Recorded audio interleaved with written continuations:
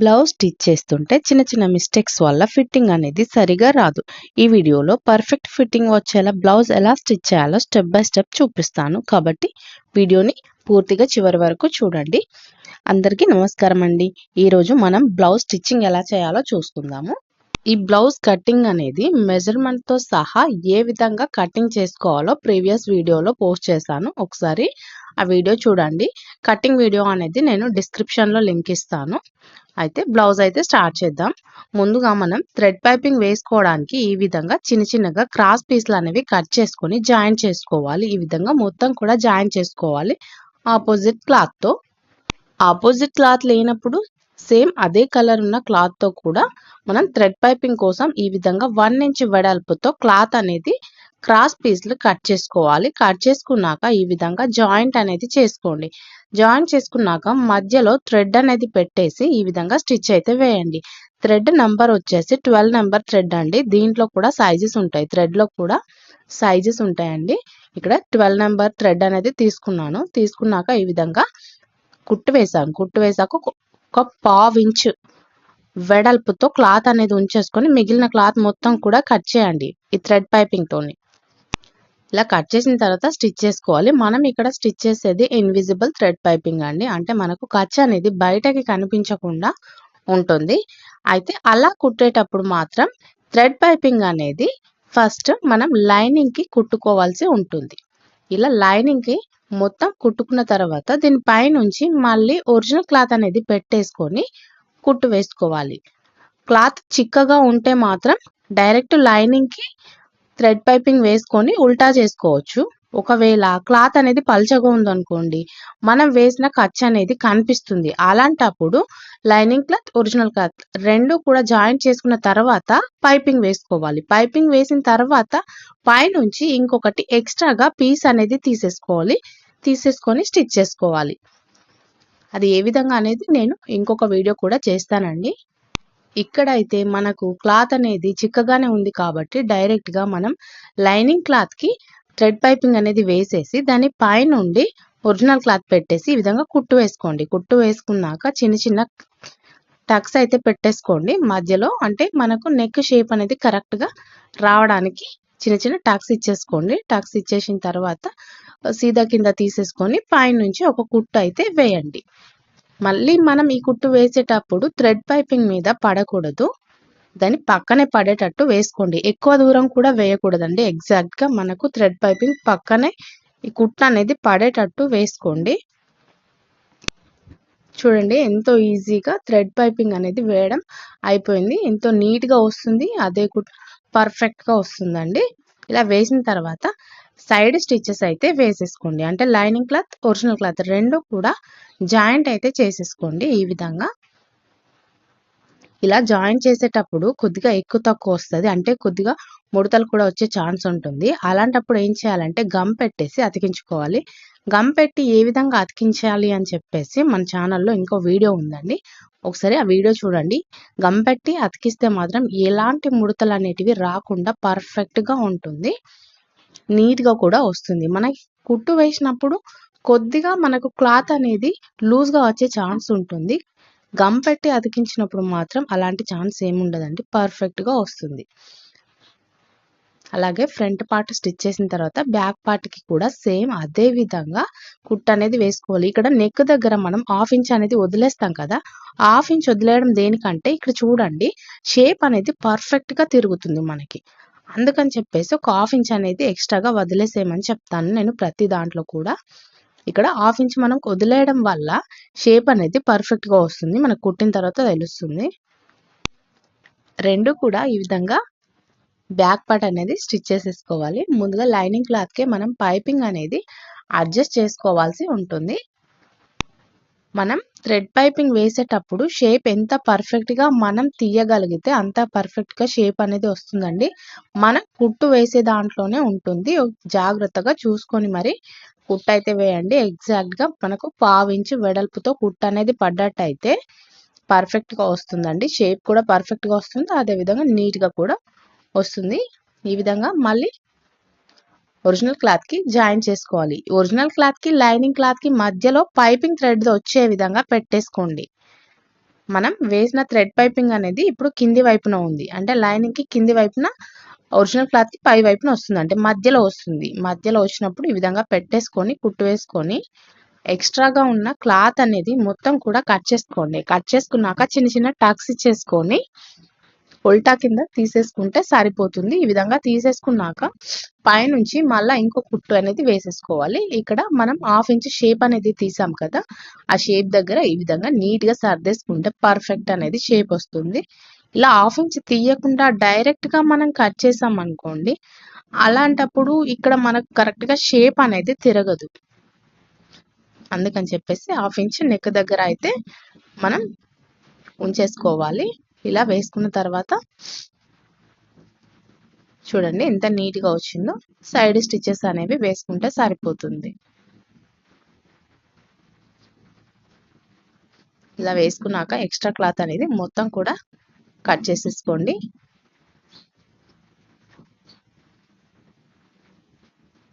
Front part అదే విధంగా back part రెండు కూడా ఇలా కట్ చేసుకోండి. కట్ చేసుకున్నాక మధ్యలో టక్స్ అనేవి పెట్టేసుకోండి. అయితే ఇది చిన్న పాప బ్లౌజే కాబట్టి ఓన్లీ ఫ్రంట్ లో ఒకటే డాట్ అనేది వేసేసాను. నేను పొడవుగా ఒక 5 ఇంచుల డాట్ అయితే వేసేసాను. పెద్దవాళ్ళది అయితే మధ్యలో ప్రిన్సెస్ కట్ లాగా స్టిచ్ చేస్తుండే, కానీ చిన్న పాపది కాబట్టి ఒకటే డాట్తో అడ్జస్ట్ చేసి స్టిచ్ అనేది వేసేసాను. వేసిన తర్వాత మనకు ఇక్కడ మొత్తం కూడా ప్లెయిన్ గా ఉందండి బ్లౌజ్, అందుకని చెప్పేసి ఒక డిజైన్ అనేది స్టిచ్ చేద్దాం. ఓన్లీ సైడ్ వరకు, అంటే షోల్డర్ దగ్గర వచ్చే విధంగా డిజైన్ అనేది స్టిచ్ చేస్తాం. ఇలా ఒక సైడ్ మార్కింగ్ చేసుకోండి. ఒక సైడ్ మార్కింగ్ చేసుకున్నాక దాన్ని ఉల్టాగా పెట్టేసి ఇలా ప్రెస్ చేయండి. ప్రెస్ చేస్తే అవతలి వైపు కూడా అవుట్ లైన్ అనేది పడుతుంది. దానిపై నుంచి ఇంకొక లైన్ అయితే డ్రా చేసుకోండి. డ్రా చేసుకున్నాక ఇది మనకు స్కర్ట్ లో వచ్చిన క్లాత్ అండి, అంటే లంగాకి వచ్చిన క్లాత్. స్కర్ట్ ఏ విధంగా స్టిచ్ చేయాలి అని చెప్పేసి కూడా మన ఛానల్లో వీడియో ఉందండి, ప్రీవియస్ వీడియో, ఒకసారి చూడండి. కట్టింగ్ మరియు స్టిచ్చింగ్ రెండు కూడా పోస్ట్ చేశాను. రెండు కూడా చూడండి. ఒకటే దాంట్లో పోస్ట్ చేస్తే వీడియో చాలా లెంతీ అవుతుంది, అందుకని చెప్పేసి డివైడ్ చేసి మరి వీడియో చేశాను. మనకు స్కర్ట్ ఏ విధంగా కట్ చేయాలి, బ్లౌజ్ ఏ విధంగా కట్ చేసేయాలి అని చెప్పేసి ఒక వీడియో ఉందండి. నెక్స్ట్ ఇంకొకటి వచ్చేసి స్కర్ట్ ఏ విధంగా స్టిచ్ చేయాలి విత్ బెల్ట్ తో సహా, బెల్ట్ అండ్ జిప్ రెండు కూడా అటాచ్ చేస్తూ ఏ విధంగా స్టిచ్ చేయాలి అని చెప్పేసి ప్రీవియస్ వీడియో ఉంది.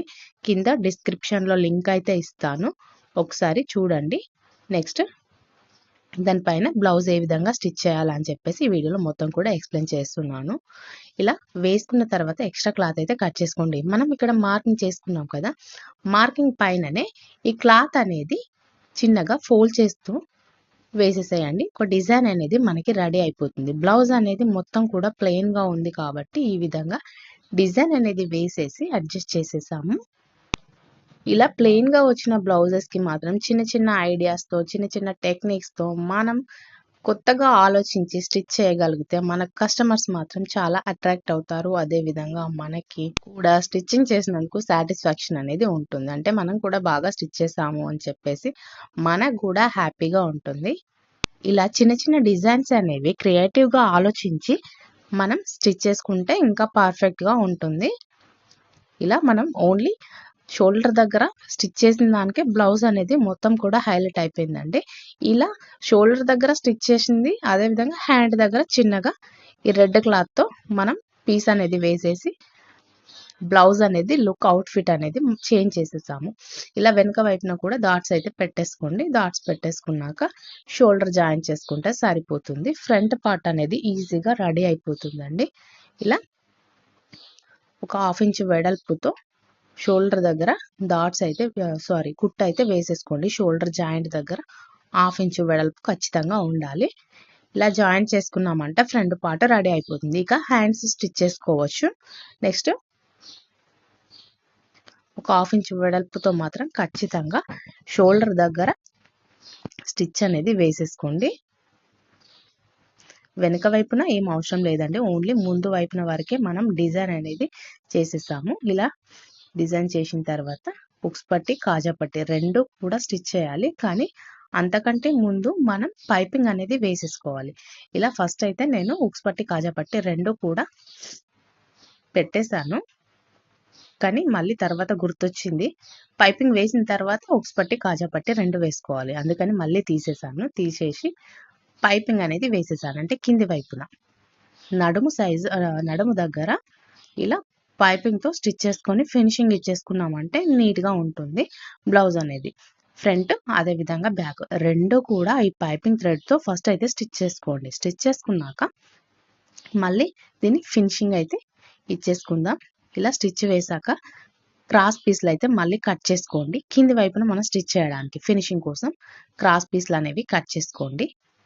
స్ట్రైట్గా ఉన్న పీసెస్ అనేవి కట్ చేస్తే కొద్దిగా మనకు ముడత వచ్చే ఛాన్స్ ఉంటుంది. అందుకని చెప్పేసి క్రాస్గా ఉన్న పీసెస్ అనేవి కట్ చేసుకోండి. ఒక 1 ఇంచ్ కానీ 1.5 ఇంచ్ కానీ వెడల్పుతో కట్ చేసేసుకోండి. కట్ చేసుకున్నాక జాయిన్ చేయండి. జాయిన్ చేసిన తర్వాత మనం పైపింగ్ పై నుంచి వేసేసుకొని కుట్టు వేసుకుంటే సరిపోతుంది.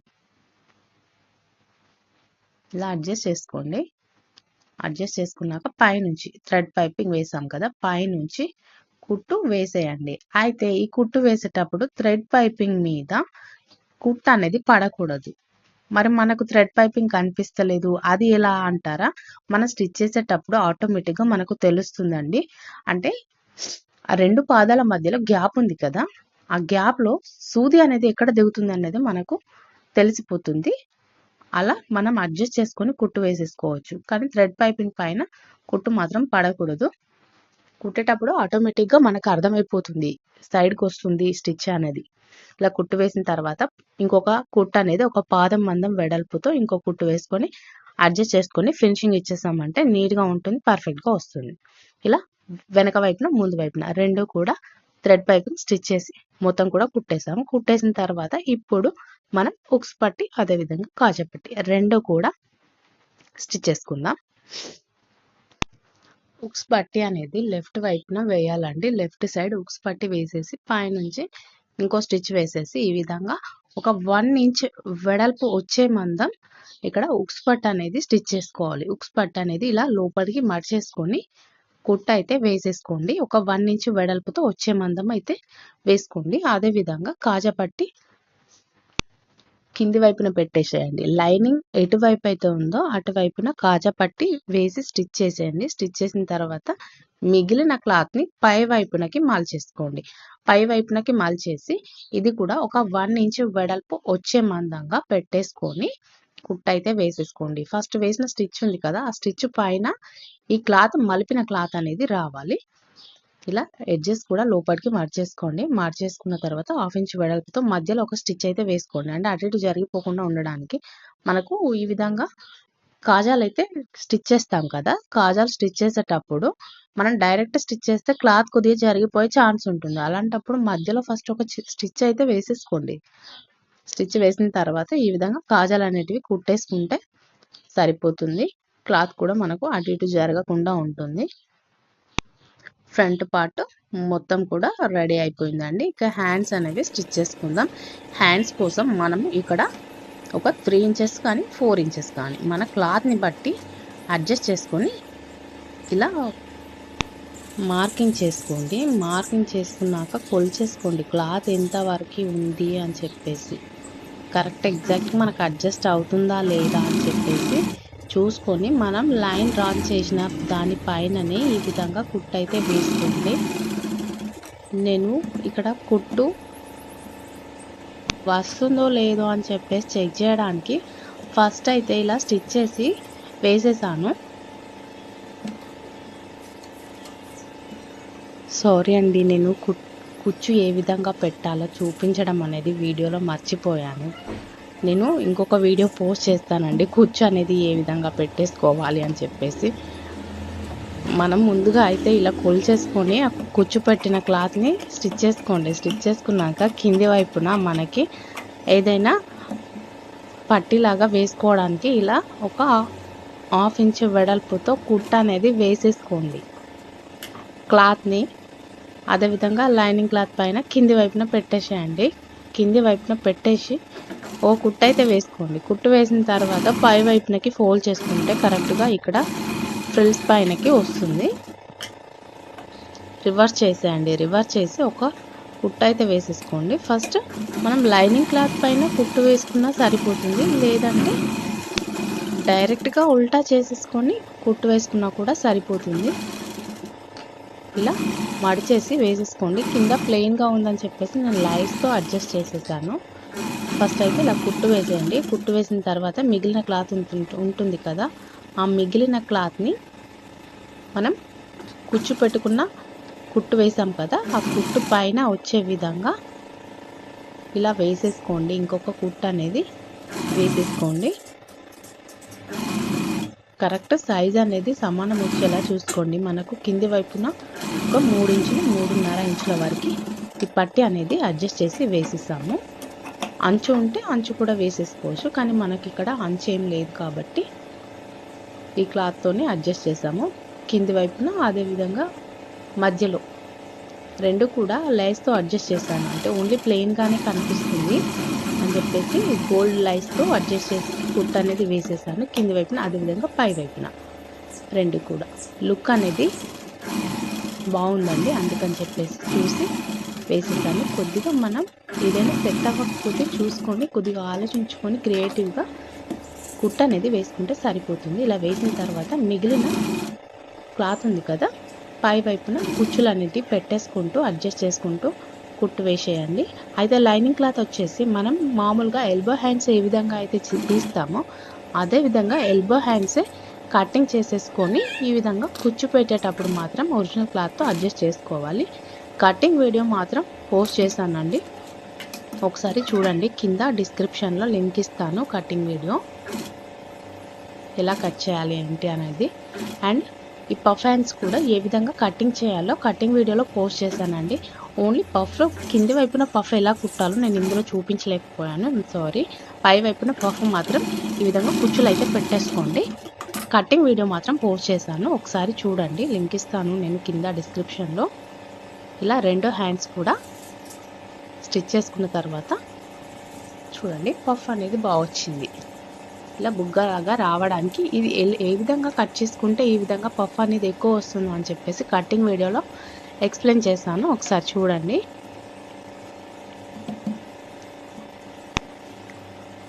రెండు కూడా ఇలా స్టిచ్ చేసుకున్న తర్వాత జాయింట్ చేసుకుంటే సరిపోతుంది.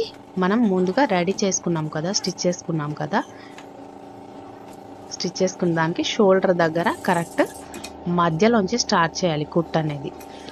స్టార్టింగ్ పాయింట్ నుంచి స్టార్ట్ చేయకూడదు, అలా స్టార్ట్ చేస్తే మనకి ఎక్కువ తక్కువ వచ్చే ఛాన్స్ ఉంటుంది. మధ్యలో చిన్న టక్స్ పెట్టేసుకుంటాం కదా, ఆ టక్స్ అనేది షోల్డర్ దగ్గర నుంచి స్టార్ట్ చేసి కుట్టు అయితే వేయడం అయితే స్టార్ట్ చేయండి. ఫస్ట్ ఒక సైడ్ కుట్టు వేసిన తర్వాత మళ్ళీ షోల్డర్ పై నుంచి స్టార్ట్ చేసి ఇంకో వైపున మొత్తం కూడా ఫినిషింగ్ అనేది కుట్టేసేయాలి. ఈ విధంగా కుట్టిన తర్వాత నెక్స్ట్ సెకండ్ మనం రెండో స్టిచ్ వేస్తాం కదా, రెండో స్టిచ్ వేసినప్పుడు మాత్రం స్టార్టింగ్ పాయింట్ నుంచి వేసేసుకోండి. ఫస్ట్ వేసినప్పుడు మాత్రం ఈ విధంగా స్టార్టింగ్ పాయింట్ నుండి ఖచ్చితంగా వేయకండి. ఇలా రెండు స్టిచ్చెస్ వేసేసిన తర్వాత రెండు హ్యాండ్స్ కూడా స్టిచ్ చేసుకుంటే పర్ఫెక్ట్గా వస్తుంది. చూడండి, చూడడానికి లుకింగ్ ఎంత బాగుందో. అదేవిధంగా రెండో వైపు కూడా హ్యాండ్ అనేది జాయిన్ చేసుకున్న తర్వాత సైడ్ స్టిచ్చెస్ అనేవి వేసుకుంటే సరిపోతుంది. ఇలా ముందుగా అయితే మనం ఎగ్జాక్ట్గా మార్కింగ్ చేసుకొని కుట్టు అయితే వేసుకోవాలి, కానీ బిగినర్స్ కన్ఫ్యూజ్ అవుతుంటారు కదా. కరెక్ట్ ఎగ్జాక్ట్గా మార్కింగ్ వేసి కుట్టు వేసుకుంటే కొద్దిగా కూడా అటు ఇటు అయ్యే ఛాన్స్ ఉంటుంది. అంటే అయితే లూజ్ అన్న అవుతుంది, లేదంటే టైట్ అయిన అవుతుంది. అలాంటప్పుడు ఈ విధంగా ఒకటి ఎక్స్ట్రాగా కుట్టు అయితే వేసేసుకోండి. ఒక 1 ఇంచ్ కానీ 1.5 ఇంచ్ కానీ దూరం వదిలేసి ఒక కుట్టు అయితే వేసుకోండి. కుట్టు వేసుకున్న తర్వాత మనం మెజర్మెంట్ ప్రకారం ఖచ్చితంగా కొలిచేసుకొని ఇంకో కుట్టు వేసుకుంటే సరిపోతుంది. ఫస్ట్ అయితే నేను ఒక 1 ఇంచ్ 1.5 ఇంచ్ వరకు ఒకటి ఎక్స్ట్రా కుట్టు అయితే వేసేసుకున్నాను. కుట్టు వేసిన తర్వాత మళ్ళీ మెజర్మెంట్ ప్రకారం కొలతలు అనేటివి పెట్టేసుకొని ఇంకో కుట్టు అయితే వేసేసాను. అలా వేసిన తర్వాత మనం 1.5 ఇంచ్కి మళ్ళీ ఒకటి వేసాను. ఫస్ట్ వేసింది 1 ఇంచ్ అండి. ఇలా మెజర్మెంట్ ప్రకారం గీసేసుకొని కుట్టు అయితే వేసేసుకోండి. కుట్టు వేసుకున్న తర్వాత కూడా మనకి ఏదైనా లూజ్ వచ్చినట్టు అనిపిస్తే మాత్రం ఇంకొక కుట్టు సైడ్కి అనేది వేసుకుంటే సరిపోతుంది. సైడ్ స్టిచ్చెస్ అనేవి కరెక్ట్గా మెజర్మెంట్ ప్రకారం మనం వేసుకోలేదు అని అంటే చాలా లూజ్ వచ్చే ఛాన్స్ ఉంటుంది. ఇలా వేసేసి నేను ఇప్పుడు డ్రా చేశాను కదా, లైన్ డ్రా చేసిన దాని పైనుండి కుట్టు వేయలేదు, దాని పక్కనే కుట్టు వచ్చే విధంగా వేశాను. ఇక్కడ మార్కింగ్ చేస్తున్నాను కదా, మార్కింగ్ పైన కుట్టు వేయట్లేదు, పక్కన వేశాను. మార్కింగ్ పక్కన వేసి మళ్ళీ ఒకసారి చెక్ చేశాను. చెక్ చేసిన తర్వాత పర్ఫెక్ట్గా వచ్చిందా లేదా, ఎంత లూజ్ ఉందన్నది మనకి ఏర్పడుతుంది. అప్పుడు మనం ఇంకో కుట్టు వేసేటప్పుడు ఎంత దూరంలో వేసుకోవాలి అనేది మనకి తెలుస్తుంది. ఈ విధంగా స్టార్టింగ్ పాయింట్ నుండి పట్టేసుకొని నడుము లూజ్ మొత్తం కూడా చెక్ చేసుకోండి. నడుము లూజ్ చెక్ చేసుకున్న తర్వాత ఎంత లూజ్ వచ్చిందో చూసుకొని ఇంకో కుట్టు అనేది పక్క నుండి వేసుకుంటే సరిపోతుంది. ఇలా చేతి రౌండ్, అదేవిధంగా చంక రౌండ్ మళ్ళీ ఒకసారి చెక్ చేసుకొని మార్కింగ్ చేసుకొని మళ్ళీ కుట్టు అయితే వేసేసుకోండి. ఒక్కొక్కరికి చేయి దగ్గర సన్నగా ఉంటుంది, చేయి దగ్గర సన్నగా ఉండి బాడీ మాత్రం కొద్దిగా వెడల్పుగా ఉంటుంది. అలాంటప్పుడు మళ్ళీ చూసుకోవాల్సి ఉంటుంది. ఈ పాప కూడా కొద్దిగా బాడీ అనేది వెడల్పుగా ఉంది. నెక్స్ట్ హ్యాండ్స్ అనేవి కొద్దిగా సన్నగా ఉన్నాయి, అందుకని చెప్పేసి కుట్టు ఎక్కువగా వేయాల్సి వచ్చింది. లేదంటే నార్మల్గా షేప్ మొత్తం ఒకేలా ఉంటే డైరెక్ట్ స్టార్టింగ్ నుంచి ఎండింగ్ వరకు ఒకటే స్టిచ్ వేస్తే సరిపోతుంది. బాడీ సైజ్ని బట్టి కూడా మనం మార్కింగ్స్ అనేవి చేంజ్ చేసుకోవాల్సి ఉంటుంది. అందరికీ ఒకేలా మార్కింగ్ కూడా వేయకూడదు. వీడియో కనుక నచ్చినట్టయితే లైక్ చేయండి, షేర్ చేయండి, సబ్స్క్రైబ్ చేసుకోండి. ఇంకా మరిన్ని వీడియోస్ చాలా ఉన్నాయండి మన ఛానల్లో, ఒకసారి చూడండి. ఇంకా ఏమన్నా డౌట్స్ ఉంటే మనకి కామెంట్లో చెప్పండి, నేను ఎక్స్ప్లెయిన్ చేస్తాను. ఈ విధంగా అవుట్ఫిట్ అనేది రెడీ చేసేసాము. వెనక వైపున డోరీ అనేది